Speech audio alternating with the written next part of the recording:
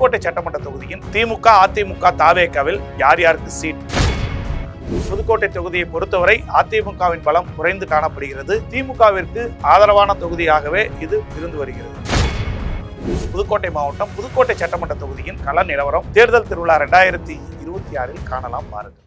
தமிழகத்தின் பல எம்பி எம்எல்ஏக்களின் வெற்றிக்கு வித்திட்ட கிங் 360 தேர்தல் வியூக சாப்ட்வேர் 2026 புதிய வாக்காளர்களின் அப்டேட் விவரங்களுடன் உங்கள் தொகுதியில் உங்கள் வெற்றிக்கு வித்திடுகிறது. உங்கள் வாக்காளர்கள் தொகுதி, பூத், ஆண், பெண், வயது என பல வகைகளில் ஒரே நொடியில் உங்கள் விரல் நுனியில் bulk WhatsApp, bulk voice call, viral தேர்தல் பிரச்சாரங்கள், ட்ரெண்டிங் செய்திகள் என கிங் 360 தேர்தல் வியூக பணிகள் குறித்த விவரங்களுக்கு உடனடியாக இணைந்திடுங்கள்.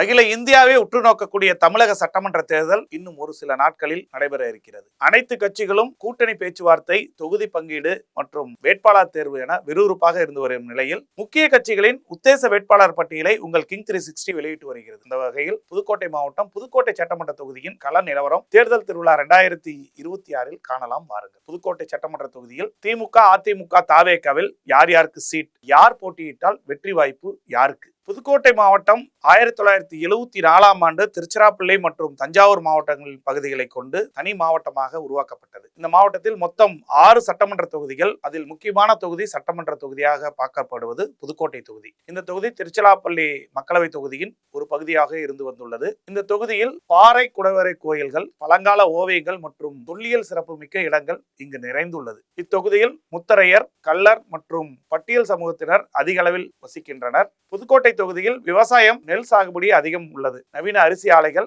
கனரக உருக்கு மற்றும் கட்டமைப்பு தயாரிப்புகள், கொதிகலன்கள் தயாரிப்பு மற்றும் கிரானைட் மெருகூட்டுதல் போன்றவை முக்கிய தொழில்களாக உள்ளன. தென்னை நார் தொழில், முந்திரி பதப்படுத்துதல் மற்றும் மீன் சார்ந்த தொழில்களும் கணிசமாக பரவலாக இங்கு நடைபெற்று வருகிறது. இந்த தொகுதி பாரம்பரியமாக திமுக, அதிமுக மற்றும் காங்கிரஸ் ஆகிய 3 கட்சிகளுமே வலுவாக உள்ள ஒரு தொகுதியாகும். 2021 சட்டமன்ற தேர்தலில் திமுக வேட்பாளர் முத்துராஜா 85,802 வாக்குகள் பெற்று அதிமுகவின் கார்த்திக் தொண்டைமானை 13,001 வாக்குகள் வித்தியாசத்தில் தோற்கடித்தார். திமுகவின் சார்பில் களத்தில் இருப்பவர்கள் சிட்டிங் எம்எல்ஏ முத்துராஜா, கார்த்திக் தொண்டைமான், முன்னாள் எம்பி MM அப்துல்லா ஆகியோர் வேட்பாளர் ரேஸில் முன்னணியில் உள்ளனர்.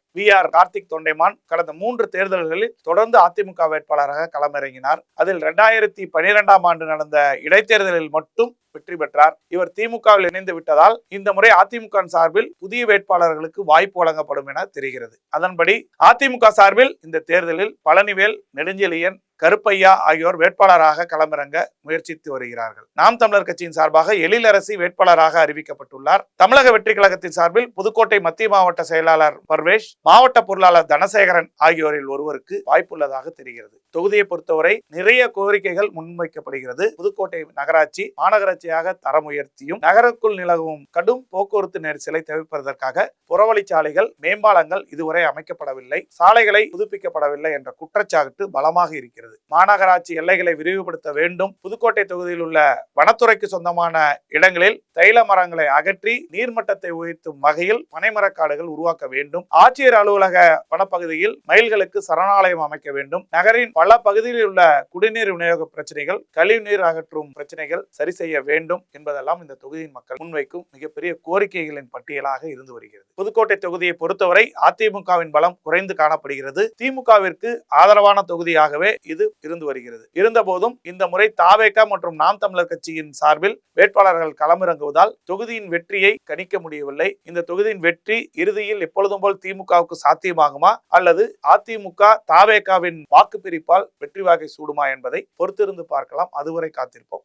தமிழகத்தின் பல MP MLAக்களின் வெற்றிக்கு உதவிய கிங் 360 எலெக்ஷன் மேனேஜ்மெண்ட் சாப்ட்வேர் இப்பொழுது 2026 புதிய அப்டேட்டுகளுடன் உங்கள் சட்டமன்ற தொகுதியின் வெற்றியை சாத்தியமாக்க காத்திருக்கிறது. அதற்கான கீழுள்ள லிங்கில் இணைந்திடுங்கள். உங்களது வெற்றியை சாத்தியமாக்குங்கள். தமிழகத்தின் பல MP MLAக்களின் வெற்றிக்கு வித்திட்ட கிங் 360 தேர்தல் வியூக சாப்ட்வேர் 2026 புதிய வாக்காளர்களின் அப்டேட் விவரங்களுடன் உங்கள் தொகுதியில் உங்கள் வெற்றிக்கு வித்திடுகிறது. உங்கள் வாக்காளர்கள் தொகுதி, பூத், ஆண், பெண், வயது என பல வகைகளில் ஒரே நொடியில் உங்கள் விரல் நுனியில். Bulk WhatsApp, bulk voice call, viral தேர்தல் பிரச்சாரங்கள், ட்ரெண்டிங் செய்திகள் என கிங் 360 தேர்தல் வியூக பணிகள் குறித்த விவரங்களுக்கு உடனடியாக இணைந்திடுங்கள்.